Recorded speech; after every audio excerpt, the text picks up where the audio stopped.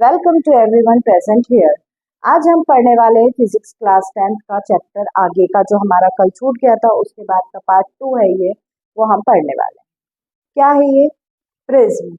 Prism क्या होता है? It is a transparent medium bounded by two plane surface inclined at an angle. A prism consists of two triangular and three rectangular surfaces. ठीक है, prism एक कांच का बना हुआ इंस्ट्रूमेंट होता है जो दो ट्रायंगुलर और तीन रेक्टेंगुलर पार्ट से बना होता है, जिसकी सरफेस।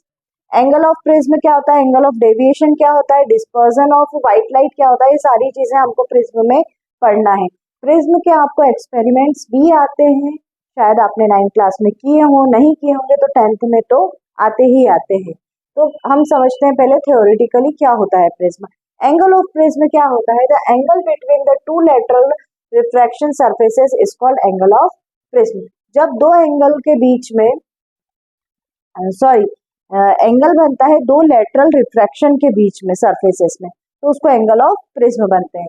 जब एंगल बनता है इंसिडेंट रे और इमर्जेंट रे के बीच में, तो उसको क्या बोलते हैं? Angle of deviation. ठीक है। थर्ड आता है डिस्पर्जन ऑफ व्हाइट लाइट। अब डिस्पर्जन ऑफ व्हाइट लाइट क्या होती है? The process of splitting up to white light into its constitute colour. Constitute colour 7 colours होते हैं। Okay, when passes through the prism is called dispersion of light. जब light splits होती है prism से तो 7 कलर्स दिखने लगते हैं, तो उस प्रोसेस को हम बोलते हैं डिस्पर्जन ऑफ व्हाइट लाइट। फिर उसके बाद में क्या होता है? This is so because each colour understand refraction according to the law of refraction. अब ये किसके अकॉर्डिंग चल रही है? डिस्पर्जन ऑफ लाइट, ये लॉ ऑफ रिफ्रैक्शन के अकॉर्डिंग चल रही है। Therefore moves into a different direction when light is emerging out from the prism. It consists of a 7 color, mainly violet, indigo, 7 colors तो आप very well known है। So obtain is called spectrum। जब ये 7 colour निकल जाते हैं तो उसको हम क्या बोलते हैं? स्पेक्ट्रम। ध्यान रखिए, अगर एमसीक्यू में या फिर वाइवा में आपसे कोई पूछा जाए कि प्रिज्म में डिस्पर्जन ऑफ लाइट में कैसे होता है स्पेक्ट्रम, तो आप कह सकते हैं कि उसके अंदर लाइट एंटरिंग पास थ्रू होती है, उसके बाद में ये प्रोसेसेस होती है, then we found the spectrum. और इसको आप रिमेम्बर रखने के लिए आपके माइंड में कि 7 कलर्स कौन से होते हैं, विब्योर के थ्रू आप इसको रिमेम्बर रख सकते हैं। आप इसका स्क्रीनशॉट ले सकते हैं, आपके नोट्स के लिए कंफर्टेबली रहेगा। अब हम पढ़ने वाले हैं कॉजेस ऑफ डिस्पर्जन, मतलब डिस्पर्जन के क्या कॉजेस होते हैं। ठीक है, सबसे पहले क्या होता है, क्या कारण होते हैं? सबसे पहले प्रिज्म में हम एक व्हाइट लाइट डालते हैं, यहाँ से हम व्हाइट लाइट डाल रहे हैं प्रिज्म में, तो 7 कलर्स में डिस्पर्स हो रही हैं। अलग अलग कलर्स में जाके कहाँ क्या होता है वो मैं आपको डिस्क्रिप्शन में समझाती हूँ। The refractive index of a material depends on it's wavelength. Refractive index काय पे डिपेंड होता है? उसकी वेवलेंथ पे। जो डिफरेंट कलर्स ऑफ लाइट हम अगर डालते हैं तो उसकी डिफरेंट वेव्स में डिफरेंट रेज आती है, डिफरेंट डिफरेंट कलर्स में लाइट ट्रेवल होती है, जिनकी स्पीड वैक्यूम में क्या रहती है? They enters a transparent substance like prism. जब वैक्यूम में लाइट एंटर होती है तो ray different colours are refracted to different angles. यहाँ से व्हाइट लाइट गई, डिफरेंट डिफरेंट रेज थी, मैंने वेगरो के थ्रू आपको बताया था, red, violet, yellow and so on. ये जो 7 लाइट्स हैं, यहाँ पे किसकी ज्यादा वेवलेंथ बन रही, किसकी शॉर्टेस्ट वेवलेंथ है, किसकी लॉन्गेस्ट वेवलेंथ है, तो वो कैसे होता है, किस पे डिपेंड होता है? The rays on a different colours are reflected to different angles, बहुत सारे एंगल्स पे डिपेंड करती है। They also refractive index is greater for a shorter wavelength. जिसका रिफ्रैक्टिव इंडेक्स बड़ा होगा उसकी वेवलेंथ उतनी ही छोटी होगी। जैसे वॉयलेट कलर शो करता है लार्जेस्ट एंगल ऑफ डेविएशन। ठीक है, आप देख रहे हैं यहाँ पे सबसे ज्यादा वॉयलेट कलर का वेवलेंथ बन रहा है, मतलब इसका एंगल ऑफ डेविएशन सबसे ज्यादा है। जबकि रेड कलर का सबसे छोटा है। सबसे ऊपर कौन सा कलर आया? Red colour. मीन कि जिसकी वेवलेंथ सबसे ज्यादा होगी उसका एंगल उतना ही छोटा होगा। अब हम पढ़ने वाले हैं फॉर्मेशन ऑफ रेनबो। क्या होता है formation of rainbow? Formation of rainbow वो होता है जब बारिश होती है या आपका रेनी सीजन रहता है, उस ड्यूरेशन में आपने देखा होगा बारिश के साथ जब धूप निकलती है उसी समय रेनबो दिखाई देता है। तो क्या रीजन है कि उसी समय रेनबो दिखाई देता है? नॉर्मली बारिश में भी हमको रेनबो दिख सकता है, पर क्यों नहीं दिखता है? जब धूप के साथ में ही क्यों दिखता है, उसका एक साइंटिफिकली रीजन है, वो आज हम पढ़ने वाले हैं, formation of rainbow. A rainbow is a natural spectrum appearing in the sky after a rain shower. Rainbow एक नेचुरल स्पेक्ट्रम है जो स्काई में हमको दिखता है जब पानी आता है तब। It is caused by the dispersion of sunlight. ये क्यों होता है, इसका रीजन मैं आपको बता रही हूँ। Dispersion of sunlight by tiny water droplets present in the atmosphere. A rainbow is always formed in a direction opposite to that of the sun। मतलब कि पानी की बूंदें जब आसमान से गिरती हैं और वो सनलाइट के अपोजिट डायरेक्शन में होती हैं, तो उन रेनबो के कारण उन ड्रॉपलेट्स के कारण जो रिफ्लेक्शन ऑफ लाइट होती है उससे रेनबो फॉर्म होता है। अब देखिए आगे क्या लिखा है मैंने, they reflect and disperse the incident sunlight then reflect it internally, finally reflects it again when it come out of raindrops due to the dispersion of light। अब जो रेनड्रॉप्स गिर रही हैं और लाइट का अपोजिट में हो रहा है तो उसके कारण डिस्पर्जन फॉर्म हो रहा है। इस डिस्पर्जन के कारण इंटरनल रिफ्रैक्शन हो रहा है।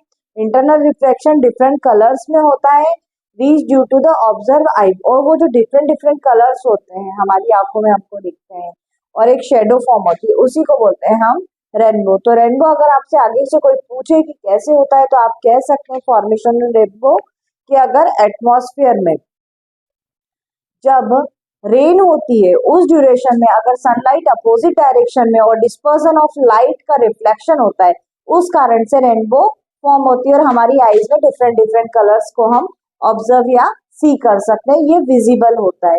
मैंने डायग्राम भी ड्रॉ किया हुआ है यहाँ पे आपको समझने के लिए। ये देखिए, सपोज करिए ये एक रेन ड्रॉप्स है, यहाँ पे सनलाइट आ रही है इधर से और ये यहाँ पे ड्रॉप गिर रही है। अब इस ड्रॉप के कारण ये सनलाइट रिफ्लेक्ट हो जाएगी और इधर आ जाएगी, मतलब कि sunlight and rain drop opposite direction में है।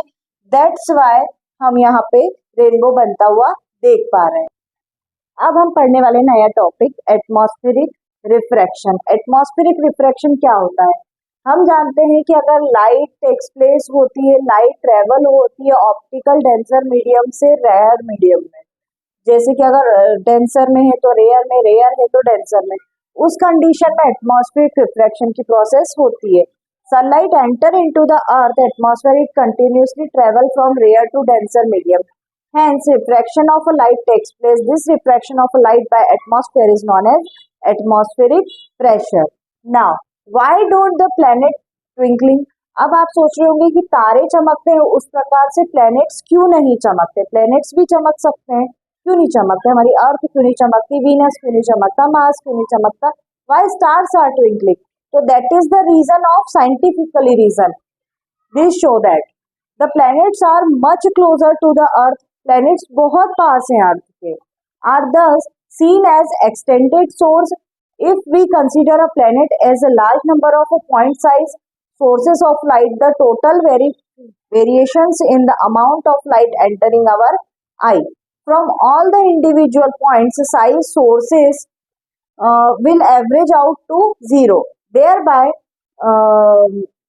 nullifying effect of the twinkling of light। मतलब कि इसलिए क्योंकि वो बहुत दूर दूर है हमसे, पास में कुछ भी नहीं है, सारी चीजें बहुत ज्यादा दूर है, इसलिए वो हमारी आंखों से हमको चमकते हुए नहीं दिखाई पड़ते हैं। और यहाँ पे हमको अगर आपको गिव रीजन में कोई पूछ लेता है कि वाई करके, why do not planets are twinkling, तो आप लिख सकते हैं। आप इसका स्क्रीनशॉट भी ले सकते हैं, आपके नोट्स बनाने में हेल्प हो सकता है। अब हम पढ़ने वाले हैं नेक्स्ट क्वेश्चन। ये क्वेश्चन क्या है? The position of a star seen by us is in its true position or apparent position, justify your answer। ये क्वेश्चन आपके एग्जाम में 2 to 3 टाइम्स आ चुका है पहले भी और हमेशा आता है। अगर आपकी टर्मिनल हो, हाफ ईयरली हो, सेमेस्टर सिस्टम हो, this question is coming mostly and probability बहुत ज्यादा रहती है इसकी।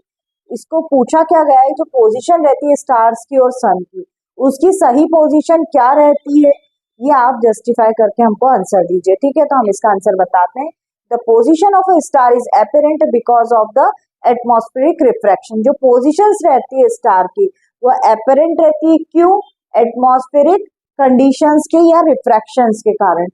The starlight on entering the earth atmosphere undergoes the refraction continuous before it reaches the earth. जब तक कि रिफ्रैक्शन कंटिन्यूस चलता रहता है बिफोर रीच द अर्थ, अर्थ के पास पहुंचने तक, the atmospheric refraction occurs in a medium of gradually changing refractive index, मतलब कि जो रिफ्रैक्टिव इंडेक्स रहता है वो भी चेंज होता जाता है. Atmosphere band starlight towards the normal, atmosphere में स्टारलाइट बैंड हो जाती है normal. The apparent position of a star is slightly different from its actual position, मतलब स्टार की जो पोजीशन रहती है वो भी बदल जाती है उसकी एक्चुअल पोजीशन से. Star appears higher than the actual positions when view near the horizon. जब हमारी आंखों से देखते हैं, यहाँ पे हमारी आई है, ओके, यहाँ से हम ऑब्जर्व कर रहे हैं स्टार को, तो ये बहुत ही दूर है, बहुत सारी एटमॉस्फेरिक लेवल्स आती हैं, उसके कारण ये हमको काफी दूर दिखाई देता है. इसकी एक्चुअल पोजीशन हमको नहीं पता पड़ती है due to causes of refraction and atmospheric conditions. ये हमको बहुत दूर दिखाई देता है और एक्चुअल में इसकी फिक्स्ड पोजीशन हम डिसाइड नहीं कर पाते हैं. ये अपरेंट स्टार पोजीशन है और ये रे पाथ है. ओके, नाउ रिफ्रैक्टिव इंडेक्स अगर इंक्रीज होता है तो क्या होता जाता है, ये रिफ्रैक्टिव इंडेक्स इंक्रीजेस होता है तो हमारी आई ऑब्जर्व करती है कि स्टार यहाँ है, बट एक्चुअल में वो होता कहाँ है, यहाँ पे. अब हम पढ़ने वाले हैं स्कैटरिंग ऑफ लाइट. क्या होता है scattering of light? When light falls on various type of suspended particles it deviated from its path in random direction, this phenomena is called scattering of light. मतलब लाइट का बिखरना क्या होता है. Okay, next आता है why does the sky appears dark instead of blue to an astronaut. Sky हमको dark क्यों दिखता है जबकि वो ब्लू है, ऐसा एस्ट्रोनॉट्स का कहना है. ठीक है, in the earth had no atmosphere there would not have been any scattering. looked dark. The sky appears dark to passengers flying at very high altitude as scattering is not prominent at such heights. Mean that कि जब astronauts वहां जाते हैं तो वहां कोई atmospheric conditions follow नहीं होती है, ना वहां ग्रेविटी होती है, ना वहां किसी प्रकार की गैसेस एक्सचेंज, आपके एटमॉस्फेयर में जो बहुत सारे पार्टिकल्स वगैरह वहां पे कुछ भी नहीं होता है. दैट्स वाई वहां पे डार्क दिखता है और एटमॉस्फेरिक कंडीशंस के कारण हम लोग को ब्लू दिखता है. नेक्स्ट क्वेश्चन है why is red colour chosen for the dangerous signals of light. Red colour को क्यों चुना गया है डेंजरस सिग्नल्स के लिए. ठीक है, you might have observe that danger signals light are red in color because red is the least scattering by fog or smoke. ठीक है, जब स्मोक या फोग होता है तो रेड लाइट ज्यादा से ज्यादा स्कैटर्ड होती है, लीस्ट स्कैटर्ड होती है ना, कम छुपती है, सॉरी. हाँ, it can be seen in the same colour as a distinct. The image distance of human eye remains the some whatever the object distance from the eye. यहाँ पे हमारा आई का and colour का topic खत्म होता है. अब हमारा क्वेश्चन है, ये लास्ट क्वेश्चन है हमारा इस चैप्टर का जो थ्योरेटिकल फॉर्म में है. Why did the sky appears reddish at the time of sunrise in the morning and sunset in the evening. मतलब कि सूर्य उगते समय भी लाल दिखता है और डूबते समय भी लाल दिखता है. इसका क्या रीजन है वो हमको बताना है. समझते हैं. Light from the sun near the horizon passes through the thicker layer of air larger distance in the earth atmospheric before reaching our eye light. ठीक है, मतलब कि बहुत सारी लेयर्स एटमॉस्फेयर की पास होती है जब सूर्य आता है हमारी आंखों से. Light from the sun overhead would travel relatively shorter distance. तो उस समय क्या बहुत शॉर्टर डिस्टेंस रहती है, डिस्टेंस बहुत कम रहती है सन से अर्थ की, इसलिए वो हमको रेडिश दिखता है.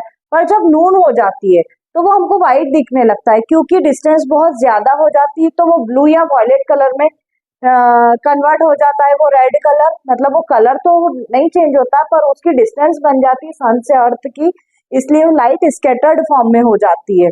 तो क्या होता है, वॉयलेट कलर या व्हाइट कलर हमको मतलब बादलों का दिखने लगता है।